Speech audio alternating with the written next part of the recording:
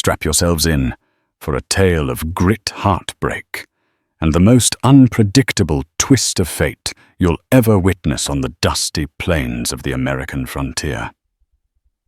In the early hours of a cold Wyoming night, a beleaguered widower named Silas Morgan discovered a trembling stranger in the shadowy recesses of his barn, an unclaimed mail-order bride who had nowhere else to turn.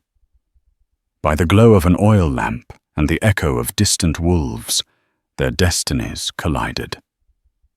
What followed was a spiraling drama of love and survival that forced Silas and his mysterious visitor into a decision so shocking it had to happen before the crack of dawn. High above the crooked fence posts and the faded outlines of horse corrals, the Wyoming night sky stretched into boundless territory. The year was 1889, and the windswept plains were as harsh as they were beautiful. Silas Morgan, a man of rugged build and a heart weighed down by tragedy, lived in a modest homestead that seemed lost among the vast openness of the land.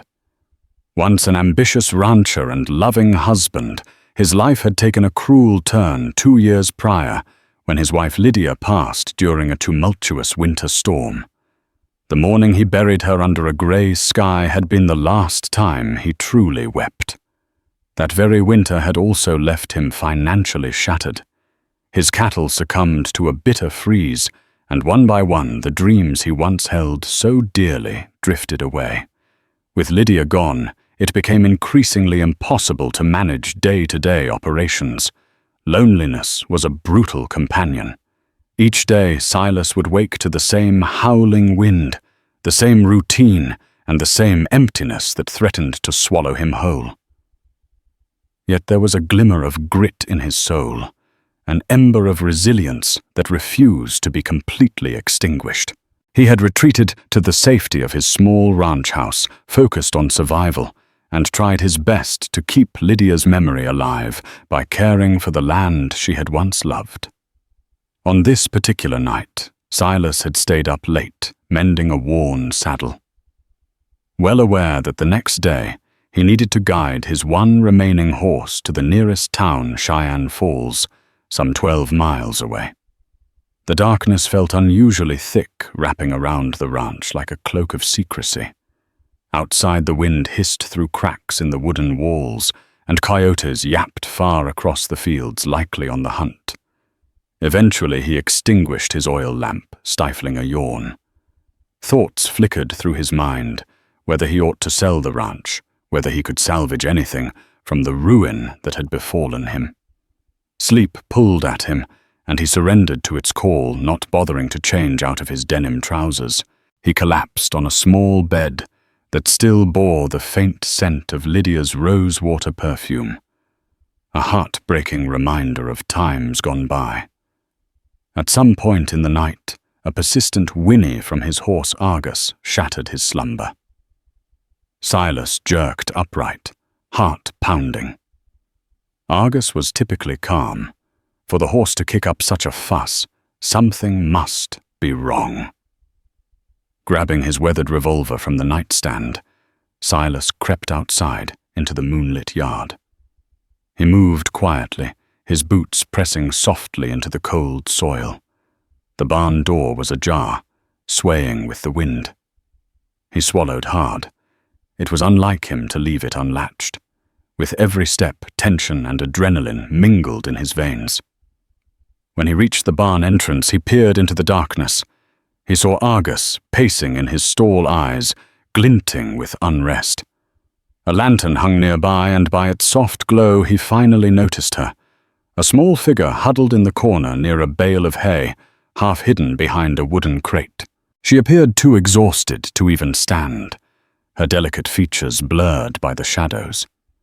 Silas cocked his revolver. "Who's there?" At the sound of his voice, the figure stirred. A soft, tremulous voice replied, "Please, don't shoot. I'm just seeking shelter." Caught off guard by a woman's plea, Silas slowly lowered the gun. He angled the lantern to see her clearly. She was young, perhaps in her early 20s. Her hair, dark as a raven's wing, clung to her cheeks, stiff with the dust and grime of travel. A threadbare shawl slipped off her shoulders, revealing a plain dress that had seen better days. She clenched a folded letter in her pale hands. "Ma'am, are you hurt?" Silas asked after a stunned silence. Her large, fearful eyes flicked up to meet his. "No, sir. Just lost and very tired." He took a cautious step forward, uncertain what to do. This was a battered stranger, fragile as a sparrow. "You can't sleep in the barn," he said. It sounded harsher than he intended. "Let me help you inside. I won't harm you, but we need to talk." Reluctantly, the woman nodded and tried to stand. Her legs wobbled, and Silas stepped forward, offering a steadying arm. As they passed Argus's stall, the horse snorted as if in disapproval, but calmed when he recognized Silas's presence. The stranger clutched Silas's worn leather vest for balance. He smelled the faint odor of fear and desperation radiating from her, mingled with the dust and cold sweat of her journey. Inside the small ranch house, Silas set her on a stool near the fireplace. He tossed in a few sticks of kindling, stoking the embers back into life. Soft orange light illuminated the stranger's face. She bore unmistakable exhaustion, and her lips trembled. "I'm Silas Morgan," he said quietly, not wanting to overwhelm her. He realized his flinty tone might only heighten her anxiety. "You want to tell me your name?" Her fingers clasped the letter as though it were a lifeline. "Evelyn.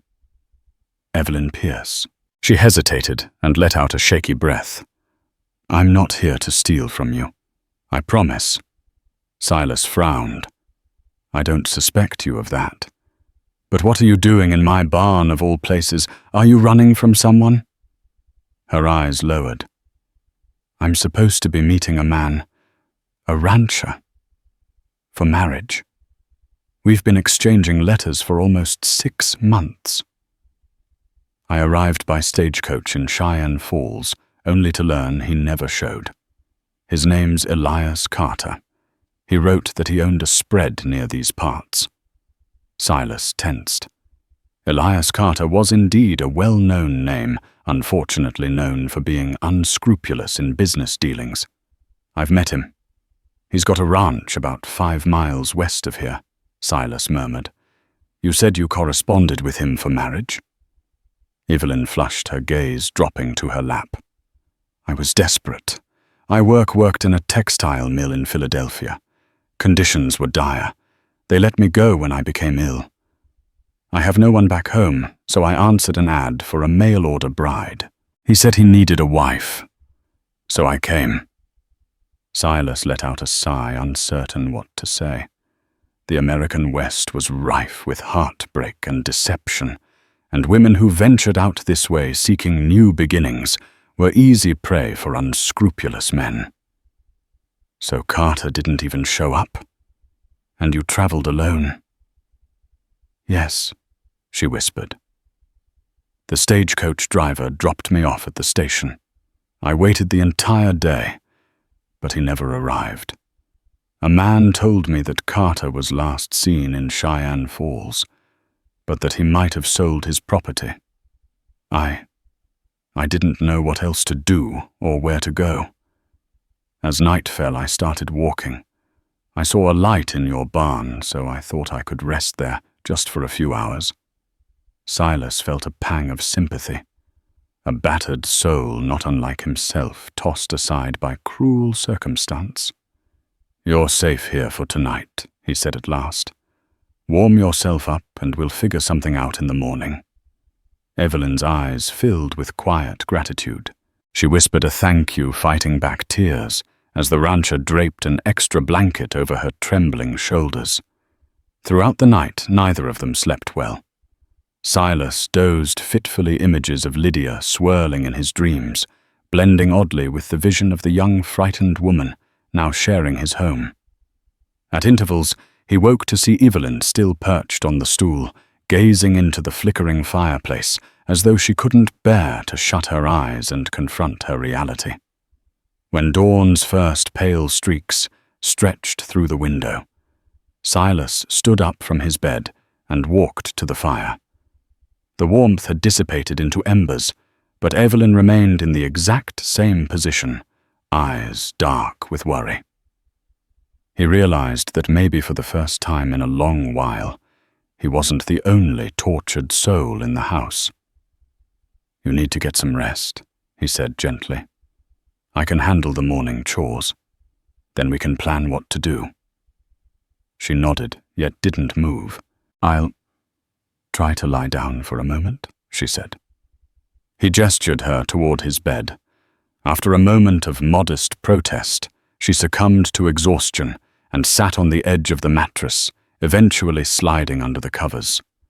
Within moments, sleep claimed her. Silas left the house and attended to his meager set of chores, feeding Argus, checking the property lines, and ensuring no new predators had crept onto his ranch. The air was crisp, the sky a shade of cold, powdery blue.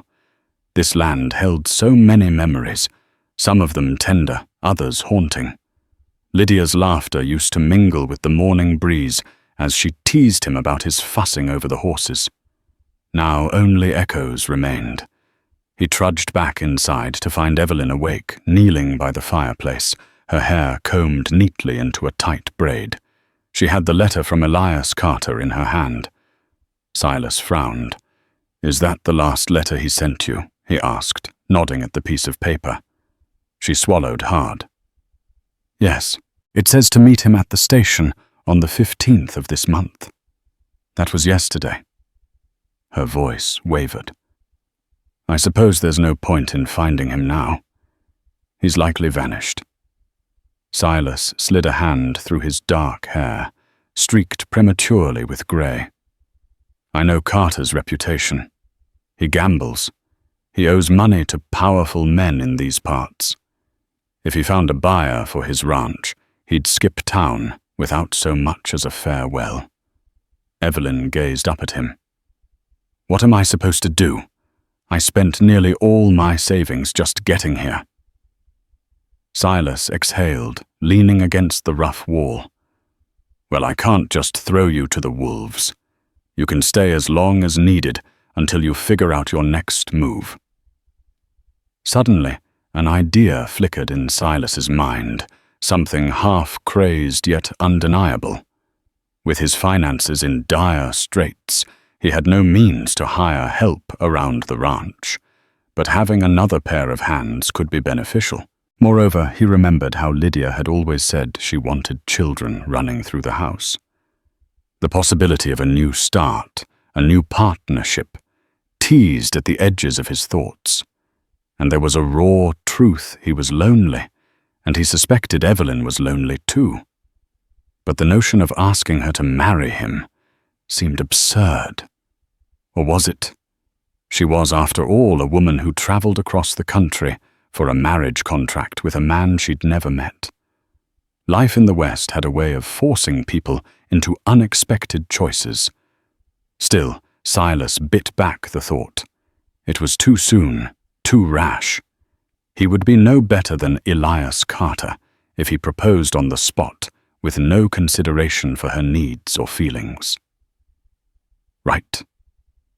Later that morning, Silas saddled Argus, planning to ride into Cheyenne Falls to see if Carter truly had sold his place. He needed supplies anyway. Evelyn initially insisted on accompanying him, but Silas gently suggested she remain at the ranch for the day. "Rest. I'll bring back food. Maybe find out what I can from the folks in town."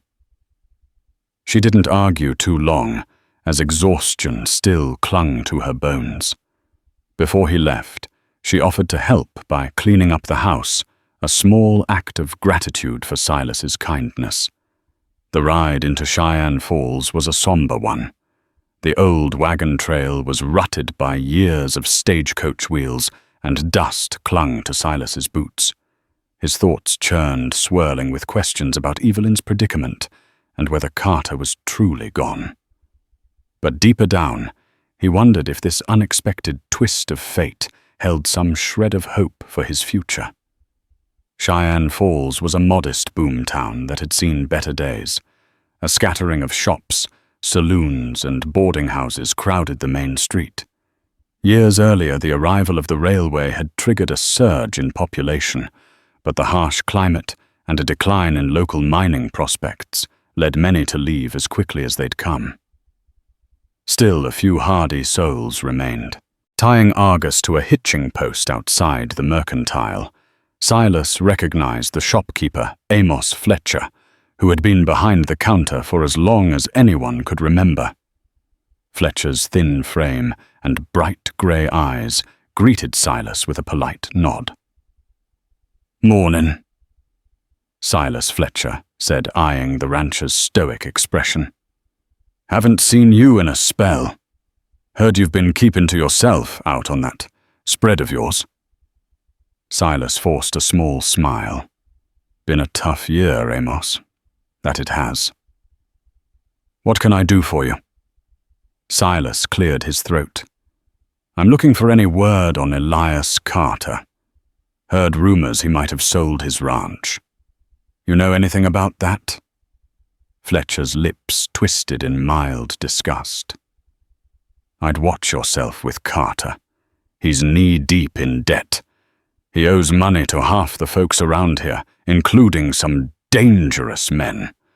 A month ago he put up that ranch of his for sale, but last I heard he couldn't find a buyer. Some say he fled town anyway." Silas nodded grimly. "So no new owner has come forward?" "Not yet, from what I've heard." "What about Carter himself? Anyone seen him recently?" Fletcher shrugged. "Couple of folks saw him in the saloon last week, bragging about a big gamble he was fixin' to make. Then poof, he was gone. Maybe to Denver, maybe to Texas. Who knows, might be running from the men he owes. That's the rumor anyhow." Silas mulled over the information. "Thank you, Amos. Let me buy some supplies. Flour beans, coffee, the usual. Also, do you have any eggs?" "Sure do," Fletcher said quickly, setting about gathering the requested items. Silas paid for the supplies and loaded them into Argus's saddlebags. For a moment, he lingered, pondering whether to head to the saloon for more news. In the end, he decided he already had enough to confirm that Carter was long gone.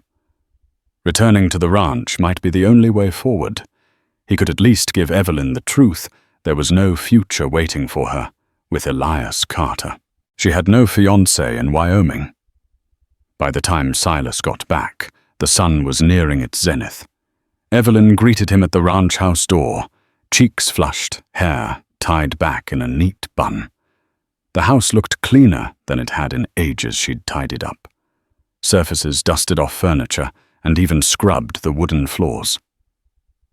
"I hope you don't mind," she said. "I found some rags and soap. I wanted to help." A wave of gratitude mixed with embarrassment swept through Silas. He couldn't recall the last time the house had this aura of warmth and care. "Not at all. Thank you, really. It looks so much better." They stepped inside, and Silas set the supplies on the table. The old floorboards creaked under his boots. He explained what he learned from Amos Fletcher, noting that Carter had apparently skipped town with no buyer in sight for his ranch. Evelyn's shoulders slumped, though not unexpectedly. She quietly took the news, and in the silence that followed, Silas studied her face. Underneath her exhaustion, he saw a certain steadfastness.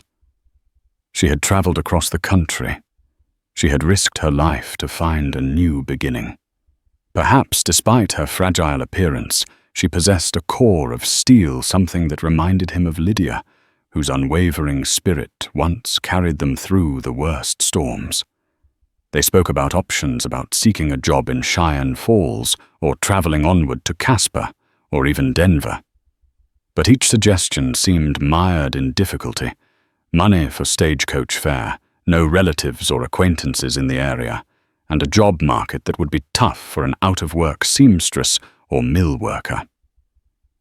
After a stretch of pondering, Silas startled himself by speaking words he had only dared to think. "You came here for a marriage," he began slowly.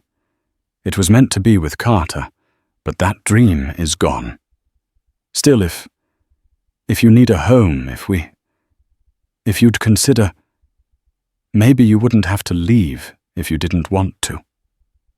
Evelyn's eyes flashed with confusion. "What are you suggesting, Mr. Morgan?" He swallowed, feeling the dryness in his throat. "It's Silas," he murmured a bit awkwardly. "I'm suggesting that you marry me instead." A hush fell over the small cabin, so quiet that even the flickering shadows on the wall seemed to hold their breath. Evelyn's mouth opened slightly, though no words came forth. I don't mean to pressure you," Silas pressed on, "but you're alone with no prospects in a dangerous territory. I lost my wife and it's been lonely. The ranch is all I have, but it needs tending. I'm not offering luxury, Evelyn, but I can offer honest work, shelter, and respect." "I know it's sudden."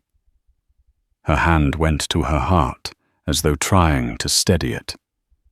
Why would you do that? You barely know me." Silas gazed at his calloused hands, thinking of the life that had slipped away after Lydia died. Because out here in the West, folks do what they must to survive. You deserve more than an empty barn to sleep in. And if you were set on marriage anyway, maybe it's not such a bad arrangement. She hesitated. "I appreciate your offer. I truly do. But this is all so unexpected." "I understand," Silas said softly. "Take some time. Think about it." He retreated to give her space. Yet in truth, time was a luxury they might not have. If word got out about a lone woman living on his property, gossip could spread, or worse, men like Carter's creditors might come sniffing around believing she knew something about him. Danger seemed ever present. Late that afternoon, dark clouds gathered on the horizon, promising a storm. Evelyn, still wrestling with Silas's proposal, found herself outside, gazing across the wind-rippled grasses. She wrapped her shawl tighter around her shoulders, struggling to maintain composure. Everything about her life seemed precarious, resting on a few tenuous threads. She didn't want to be a burden to Silas, but at the same time, how else would she survive? While she pondered, Silas hammered away at a broken fence post near the property's edge. The rhythmic sound of metal striking wood soothed his nerves. He suspected Evelyn would take a while to decide, and he wrestled with the fear that he might seem opportunistic, using her dire straits for his own benefit. Yet was it not a mutual advantage born from empathy? As dusk approached, a rare sight emerged on the horizon, a pair of riders silhouetted against the coppery sky. Silas stiffened, dropping his hammer. Visitors at this hour were seldom bearers of good news. He strode toward the main gate, calling for Evelyn to stay inside. She obeyed, though she watched from the window, heart pounding. The riders drew nearer. One was a lanky man, with a scruffy beard and a worn bowler hat. The other was stockier, with a toothy grin that made Silas uneasy. They pulled their horses to a halt near Silas. "Howdy," the lanky man said. "Name's Jed Holcomb. My friend here is Hank Cassidy. We were just riding by, noticed the ranch, heard a rumor that Elias Carter might have sold it to a fella. That fella wouldn't be you, would it?" Silas frowned, crossing his arms. Don't know what you heard, but I didn't buy Carter's place. This is my own spread, Morgan Ranch. Is that so? Jed wiped a bead of sweat from his brow. We're, looking for Carter. He owes us some money. Heard he was fixin' to sell property and skip town. That ring any bells for you, partner? Silas's jaw tightened. All I know is Carter's not here. I heard he vanished. Hank's grin widened unpleasantly. Is that right? Well, if you see him, you might want to let us know, or there'll be consequences for those who protect him. The implicit threat hung in the air. Silas recognized the men as hired enforcers for local loan sharks. Men like these rarely let a debt slide. I'm not protecting him, Silas said evenly. If I see him, you'll be the first to know. Jed's gaze flicked toward the barn. We might just look around if you don't mind. Make sure you ain't harboring no fugitive. In a swift motion, Silas drew his revolver and cocked it, the barrel pointed firmly at Jed's chest. I mind very much. You got a warrant. The men exchanged glances. Hank's grin faltered. We don't need no official paper, he growled. We got the authority of Mr. Spencer in Cheyenne Falls, who Carter owes a big sum. Silas's voice was as cold as the twilight air. Mr. Spencer's got no authority on my land unless the sheriff is involved. Now, unless you want to answer to the law, I suggest you get off my property. An intense moment passed. Silas's grip on the revolver was unyielding. Jed and Hank might have tested him, but something in his eyes, or perhaps the memory of other times Silas had used that weapon, made them hesitate. They turned their horses, muttering curses under their breath. Before they left, Jed spat on the dirt. We'll be around Morgan. Carter shows up here, you better not cross us. They rode off, leaving a trail of dust. Silas slowly holstered his gun, a wave of tension flooding his limbs. He watched them until they disappeared into the evening gloom, then headed back to the house. Evelyn was waiting on the porch, her face pale. They were after Carter, weren't they? Silas nodded grimly, stepping inside to find warmth from the gathering storm. Yes, they suspect I might know where he is. Don't worry, I won't let them hurt you. Lightning split the sky, and thunder rolled across the plains. Evelyn's gaze drifted to the horizon. Your proposal, is it still open? Silas's eyes flicked to her. Yes, he said quietly. She exhaled, eyes brimming with complicated emotions. Then, I accept, Silas. We both know this is the only way. I can't go back, and I have nowhere else to turn. If we marry, at least I can stay safe here, and you won't face any scandal for harboring a strange woman in your home. He placed a hand gently on her shoulder. We'll make do, he promised. Tomorrow, we'll ride into town to see Reverend Cole. Thunder rumbled again, echoing the sudden shift in their lives. However, fate had other plans. That same night, heavy footsteps thudded on the porch, accompanied by frantic knocking on the door. Silas was already half asleep, but he jolted upright, grabbing his revolver again. Evelyn, too, sat up, fear etched in her features. When Silas opened the door, lantern in hand, he found a breathless boy of about 14, a ranch hand from the neighboring property. His name was Bobby Jenkins, someone Silas barely knew, but recognized from fleeting encounters on the range. Sorry, the boy stammered. Gotta get you. It's my pa, he's real sick, delirious. My ma said to fetch the nearest folks. She was told you have some medical supplies. Silas's mind flashed to Lydia's old trunk, where she kept a small stock of medicinal herbs and tonics for emergencies. Without hesitation, Silas nodded. "Yes, we do. I'll come right away." Evelyn appeared behind Silas, tying a robe around her. "I'll help," she said softly. I used to assist my aunt, who was a midwife." And so they set out under the stormy sky, the boy leading on horseback, while Silas and Evelyn followed closely in the wagon. Rain battered down, lightning illuminating the muddy path. Silas didn't often associate with the Jenkins family, but neighborly duty outweighed any personal reservations. When they reached the Jenkins ranch, they found the father burning with fever in a cramped bedroom. The mother hovered nearby, wringing her hands helplessly. Evelyn calmly took charge, instructing them to fetch cool water to soak a cloth. Silas rummaged through Lydia's old trunk for the herbal remedies. Hours passed in a tense vigil. They managed to lower the man's fever slightly by the middle of the night, but it was obvious that the father's condition was dire. Observing Evelyn's gentle yet firm manner, Silas was struck by her resilience, the caretaker's spirit he'd only glimpsed until now. In the glimmer of lantern light, he saw how she commanded the situation with a quiet authority, calming everyone's nerves. At last, near dawn, the father's breathing steadied, and the fever seemed to break. The mother wept in relief, hugging Evelyn and Silas. "Thank you," she sobbed.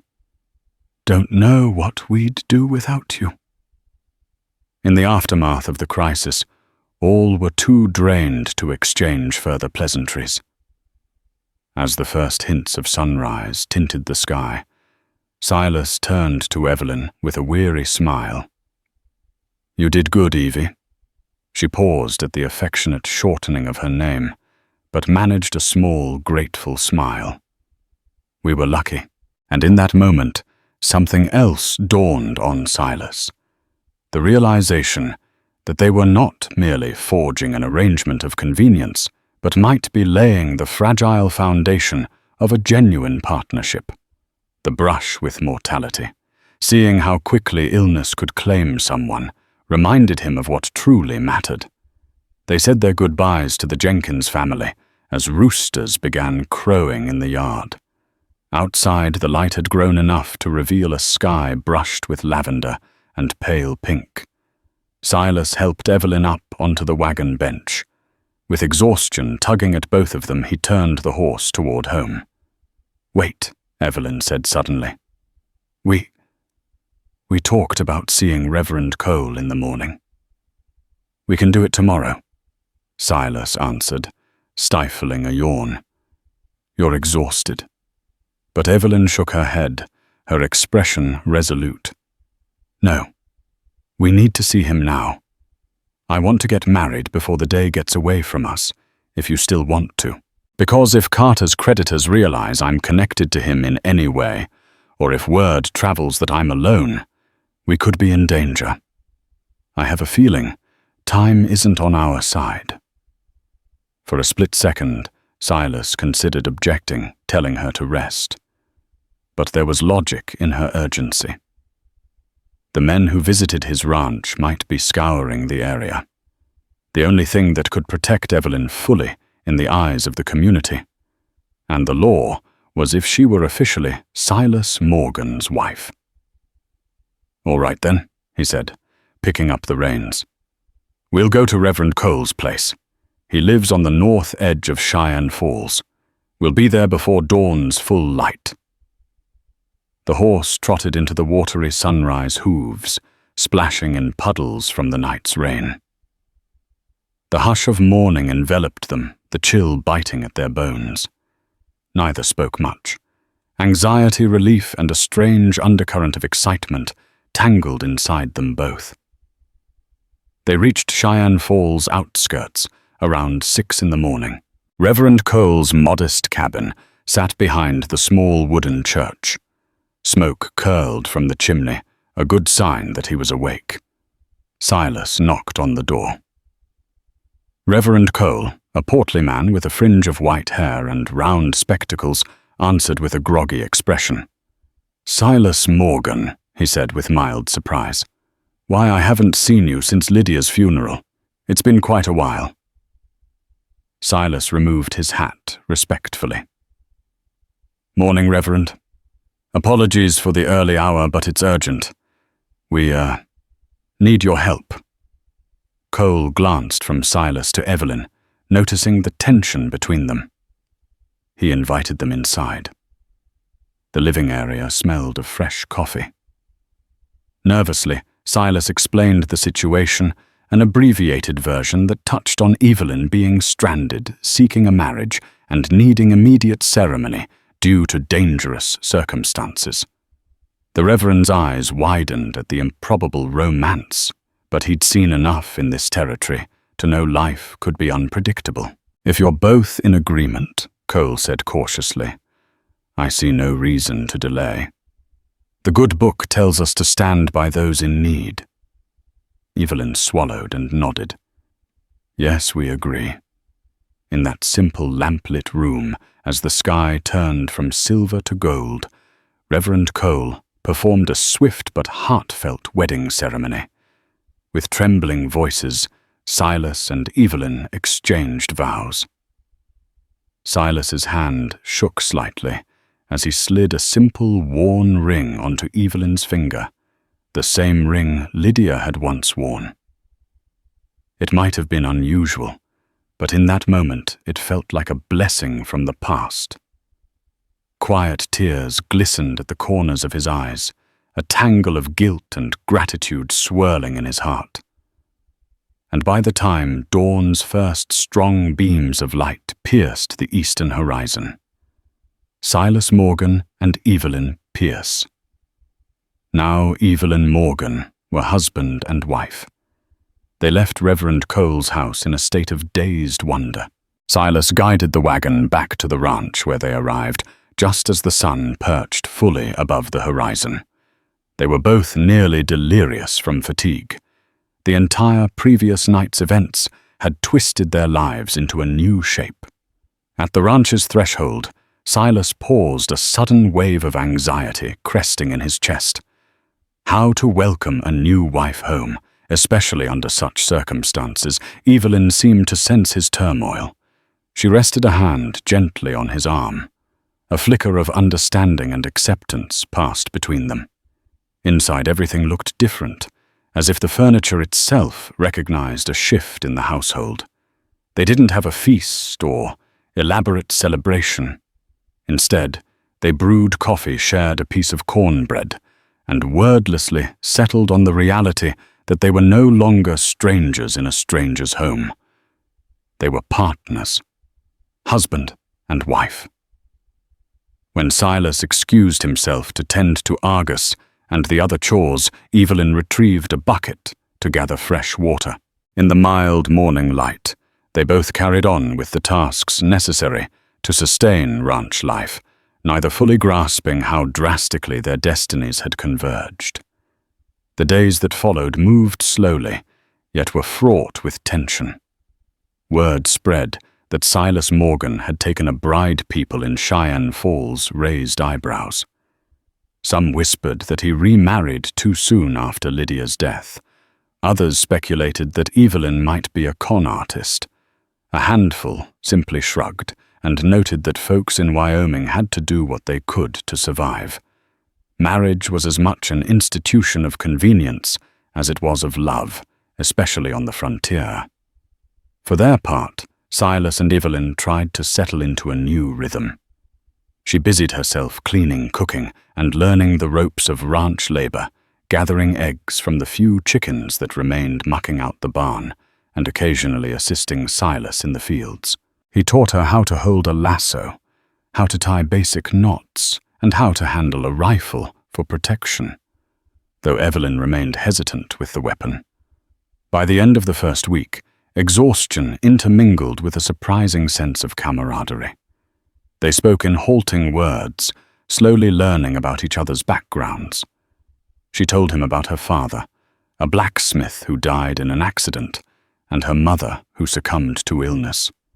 She recounted nights in Philadelphia, where she almost starved after losing her mill job. Silas, in turn, spoke about the ranch's heyday, how Lydia used to keep a garden by the creek, and how the drought and harsh winters nearly destroyed everything. One evening, as they shared a modest supper, Silas tentatively broached the subject of Lydia's ring. I'm sorry if it feels strange to wear that ring," he said quietly. "It's just, I didn't have another. That's the one I gave Lydia when I proposed. You don't have to keep wearing it if you don't want to." Evelyn looked at her hand at the simple gold band. I don't mind. I know it must carry memories, but it's part of your life story. And now it's a part of mine, too." An unspoken gratitude shone in his eyes. For a moment, they simply gazed at each other in the flickering lamplight, bridging the gap between past and present. No matter how diligently Silas and Evelyn tried to carve out a new normal, trouble lurked. Jed Holcomb and Hank Cassidy reappeared more than once each time, demanding to search the ranch for Carter or rummage through old barns, presumably looking for hidden valuables. Silas refused them repeatedly, though the tension escalated with each confrontation. They cornered Silas in town one afternoon, outside Amos Fletcher's mercantile.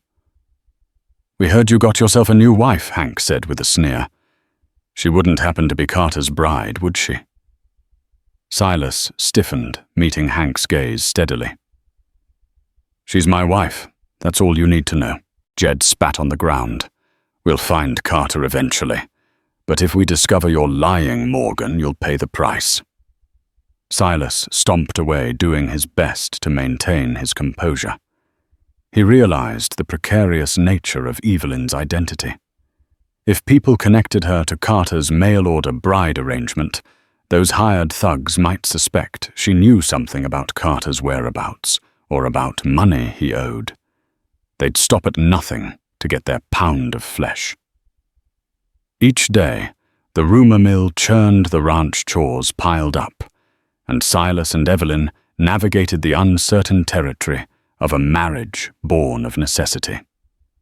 Yet in the quiet hours of dusk, when they'd share a cup of coffee by the porch, they discovered fleeting moments of peace. Sometimes Silas found himself unconsciously reaching for Evelyn's hand. Other times she'd catch him smiling at her over the rim of his mug, a silent thanks for brightening the gloom that hung over him since Lydia's death. Autumn slipped into winter. The great blizzard of 1889 roared across Wyoming with a fury unmatched in recent memory. Snow-buried fences turned roads into impassable paths and pinned everyone indoors. For days on end, winds howled around the ranch house like hungry wolves. Silas and Evelyn huddled near the fireplace, rationing wood, carefully preserving their limited supplies. The storm battered the walls, and at times they feared the roof might cave in. Still, there was a certain intimacy forced upon them by the raging weather. When Silas ventured into the barn to check on Argus, Evelyn insisted on going with him. Bundled in multiple layers of clothing, they trudged through waist-high drifts. The old barn door groaned in protest, but inside, Argus was safe enough, stomping nervously at the howling wind. Evelyn helped feed him a mixture of hay and oats, patting his flank to calm him. Silas was struck by her softness and determination. For all her delicate features, she had no qualms about braving the elements. Later, over a meager dinner of beans and cornbread, they shared bits of laughter. "We're snowed in," Evelyn joked, "might as well get to know each other better." He chuckled wryly. "At least we're snowed in together." They began asking each other simple questions. Favorite color, childhood memories, best meal they'd ever eaten. He learned she had a fondness for lemon cakes, that she once tended to stray kittens in a Philadelphia alley. She learned he had lost his parents young and was raised by a stern uncle who taught him to work the land.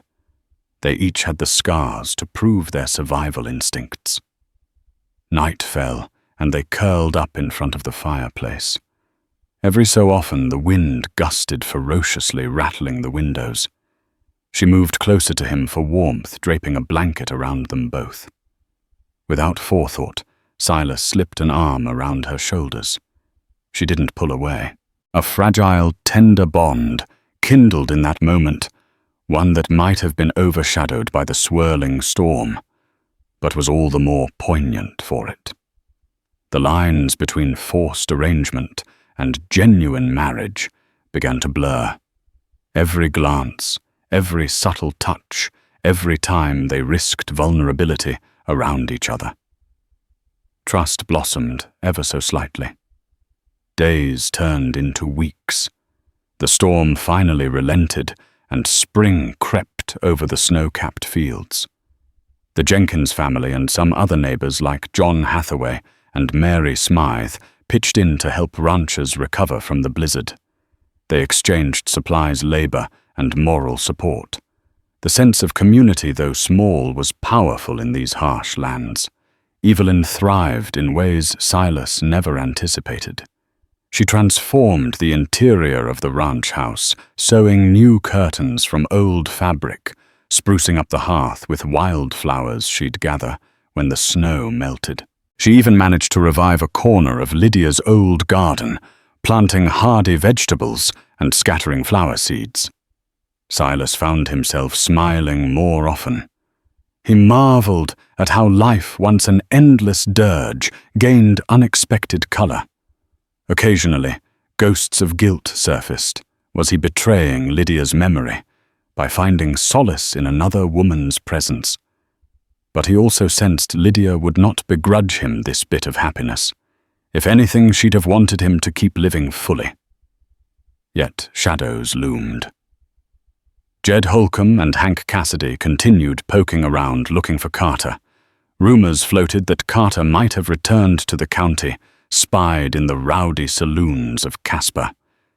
If he ever showed his face near Cheyenne Falls, it meant trouble. One crisp afternoon, Silas rode into town to collect nails from the blacksmith. On his way back, he spotted a familiar figure leaning against a post in front of the saloon. The man wore a dusty coat and a sly grin, nursing a flask. Silas's heart clenched. Elias Carter. The scoundrel recognized Silas at once. Well, well. If it isn't Morgan, Carter drawled. Heard you took in my bride. Silas guided Argus closer, his expression stone. You have a lot of nerve showing your face here, Carter. Carter shrugged, unrepentant. Why, it's a free country. And she was supposed to be my wife, wasn't she? But rumor says you snapped her up. You left her stranded. She had no choice. And how is little Evelyn doing? Carter asked sarcastically. Must be nice for her to find a new sugar daddy. Silas felt a pulse of rage. I won't let you speak ill of her. If you set foot near my place, you'll regret it. Carter let out a mocking chuckle. Now, Morgan. Don't get your suspenders in a twist. I'm here for business, not for her.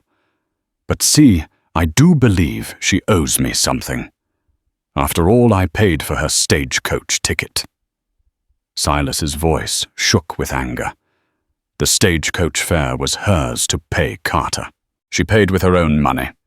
Don't start twisting facts. Oh, you sure about that? Carter smirked. Could be I have letters proving otherwise. Maybe I also have some gambling debts folks think I stashed at your ranch.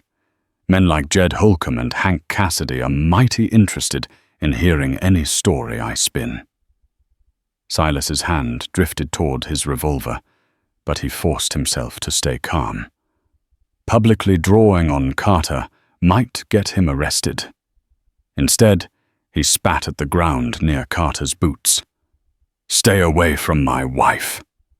Carter tipped his hat with a mocking flourish. "Give her my regards," he said, swaggering into the saloon. Silas left with a sour taste in his mouth. He knew that Carter's reappearance could only portend disaster. The question was, how long before Carter's creditors realized he was back? And how would that connect to Evelyn? That evening, Silas told Evelyn about his encounter with Carter. Her face went pale as a sheet, her hands gripping the edge of the table. "He's back." "Here."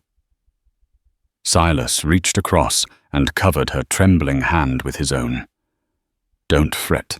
He's after something, but we won't let him bully us. We're in this together." She nodded, swallowing past the lump in her throat. "I'm so sorry, Silas. I never wanted to bring any trouble to you. Maybe I should leave." He shook his head. "Don't ever say that. You're my wife, Evelyn, and this is your home." The following day, Jed Holcomb and Hank Cassidy turned up again, but this time they brought a third man. Curtis Spencer, the loan shark rumored to hold Carter's debts. Spencer was a tall, gaunt man with a hawkish nose and piercing eyes. He didn't bother dismounting when he approached the ranch porch. Silas and Evelyn stood side by side, tension radiating between them. Spencer leaned forward in his saddle. "Mr. Morgan, I've recently become aware that Elias Carter has re-entered the vicinity. He owes me a significant sum, and he claims you're hiding assets he left behind here, including property that he bequeathed to Miss Evelyn Pierce as part of their marriage arrangement." Silas's jaw clenched. "There is no property, and Evelyn Pierce is now Evelyn Morgan, my wife. Carter never married her, never gave her anything. He left her high and dry." Spencer's thin lips curled. "He told me otherwise. Said she had documents of his, possibly land deeds or banknotes. I want to search the premises for them." "No," Silas said firmly. "There's nothing to find. I'm not letting you or your hired muscle tear through my home." Spencer's expression darkened. "I could bring the sheriff into this." "You got something to hide?" "Morgan." Evelyn stepped forward, voice shaking but determined. "I have no documents of Elias Carter's. He lied to me from the beginning. He never gave me a penny, never even appeared at the station when I arrived." Spencer eyed her with an unsettling stare. "If that's so, you have nothing to fear by letting us look around." Silas glared back. "You show me a legitimate warrant, signed by a judge, and you can search. Until then, get off my land." For a moment it looked as if the men might force their way inside. Jed Holcomb placed a hand on the butt of his gun, but Spencer seemed to weigh the risks. Firing a shot on Morgan property would bring the law down on them, no matter their clout. Fine Spencer growled at last. "We'll be back, Morgan, and I will get what's owed to me one way or another." They galloped off, leaving the ranch in a swirl of dust and menace. Evelyn felt tears burn at the corners of her eyes. What if Carter forges some documents to claim I have them? What if Spencer pays off the sheriff? Silas enveloped her in a hug. "We'll face it together. You're not alone." The next few days were a blur of anxiety. Evelyn barely slept, terrified that Spencer and his goons would return. Silas stayed vigilant, keeping a loaded rifle by the door and the revolver on his hip at all times. They considered leaving, perhaps heading west to start anew. But running would mean abandoning the ranch, a place Lydia loved, a place Silas wanted to protect for the memory of her, and now for Evelyn. Sure enough, Carter made another appearance this time, riding straight up to the ranch house with a grin that spelled trouble. Silas stepped onto the porch, revolver in hand. "Hold it right there," Silas barked. Carter halted his horse, raising both palms dramatically. "Easy, friend. I just came to talk. You see, I'm in a bit of a bind. Spencer's breathing down my neck for money I don't have. But I told him if he'd just let me talk to Evelyn. My rightful bride. Mind you, I could possibly scrounge up those documents to pay him off." Silas's face hardened. "Your rightful bride. You never even married her. And there are no documents." Carter's eyes flicked to the window where Evelyn stood watching. "Darling, you sure you want to stay with this dusty old rancher? I got plans, big plans. We could still make something happen. Just hand over the letters I wrote you or sign some affidavits claiming you owe me money. Then Spencer might let us both off the hook." Evelyn stepped onto the porch, her voice trembling with anger. "You're unbelievable. I owe you nothing. You owe me a new life, a year of heartbreak, everything you stole from me by lying." Carter sneered. "Touché, princess, but if you think that ring on your finger changes anything, you're wrong. I'll drag you into court if I have to claim you were always mine. The law's messy out here." Silas's grip on the gun tightened. "You're done here, Carter. Get off my property. You so much as set foot here again, I'll defend my home and my wife." Carter stared, searching for any sign of weakness. Finally, he spat on the ground. "This ain't over, Morgan." He yanked the reins, turning his horse and riding away. That night, sleep was impossible. Silas and Evelyn laid awake, fear gnawing. Sometime after midnight, Argus whinnied, and the smell of smoke filled the air. Silas leaped out of bed, flinging open the door to see the barn ablaze. Flames licked the sky, turning the darkness a sickening orange. No Silas roared, snatching up his boots, sprinting outside. Evelyn followed her shawl fluttering. They grabbed buckets, racing to the well, but the fire had already spread too far. Sparks flew onto the brittle grass. Desperation took hold. Silas and Evelyn frantically worked to free Argus from the barn stall, ignoring searing heat. Smoke choked their lungs. Silas managed to throw open the stall door, and Argus' eyes, wild with terror, bolted out into the yard. Coughing violently, Evelyn stumbled out behind Silas. Tears streamed down her face, stinging from the smoke. Flames consumed the barn roof timbers, collapsing. Silas could only watch in horror, powerless to stop it. By daybreak, the barn lay in a charred ruin, and half their stored feed was destroyed. Silas suspected Carter or Spencer's men were behind the arson. This was their warning, their show of power.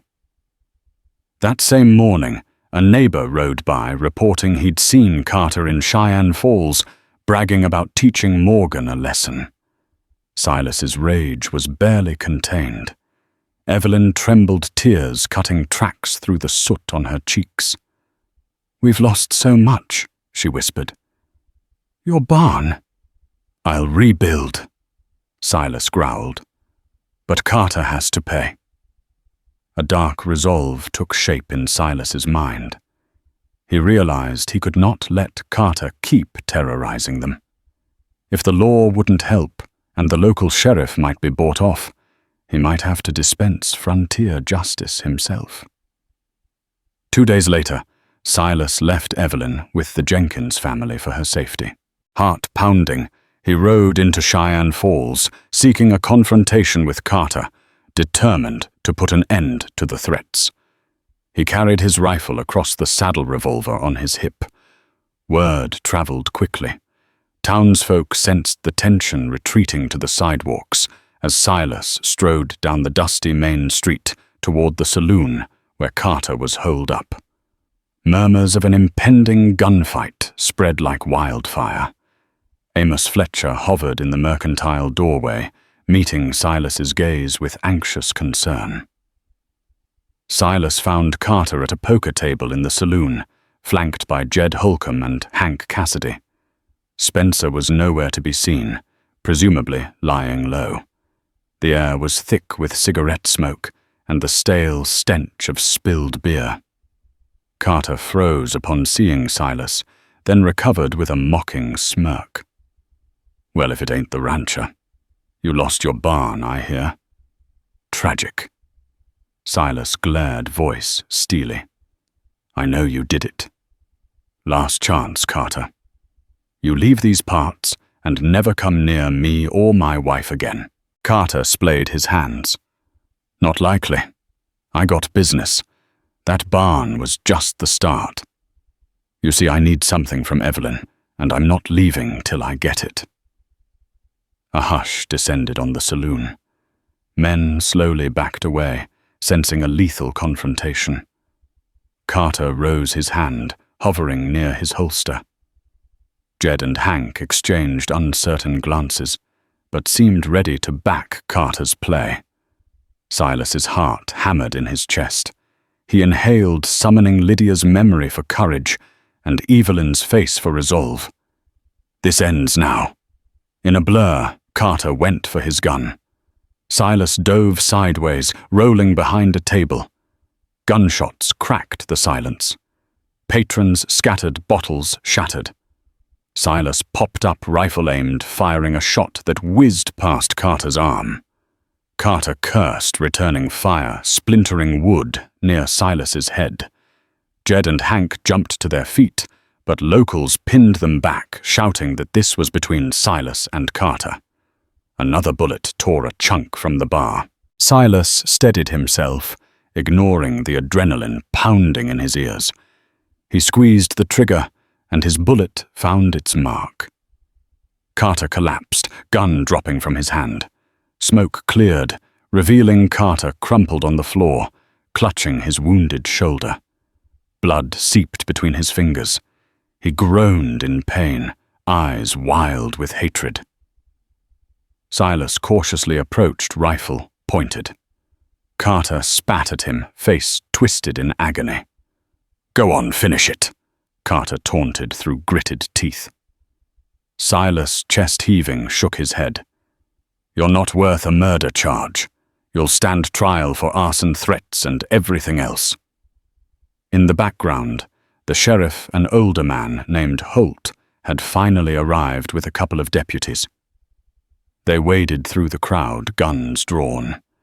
The sheriff surveyed the scene, took in Carter's bleeding form, and Silas with the smoking rifle. "Lower your weapon," Morgan, the sheriff, commanded. "We'll handle this." Silas complied, stepping back, relief and shaky exhaustion overtaking him. The sheriff cuffed Carter, ignoring his curses and threats. Jed and Hank were also taken into custody for questioning.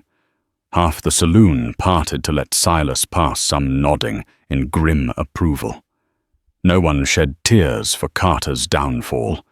The West was harsh, but even frontier justice had its moral lines. Silas walked out into the blinding sunlight, breath unsteady, longing to see Evelyn. And so ends the tumultuous tale of a struggle-worn rancher and a determined mail-order bride who found refuge in each other's hearts. Their journey through betrayal, violence, and heartbreak ultimately forged a bond stronger than any storm the rugged West could throw at them.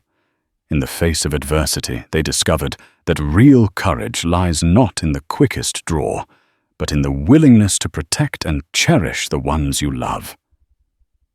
Thank you for tuning in to this epic saga of unexpected fate and unyielding hope. If this story touched your heart, if it made you root for true love, or reminded you of our shared resilience, then please do us a favor. Hit that like button, share this tale with someone who needs a little inspiration, and subscribe to our channel so you never miss another Wold Frontier adventure. Together, we'll keep these timeless stories alive.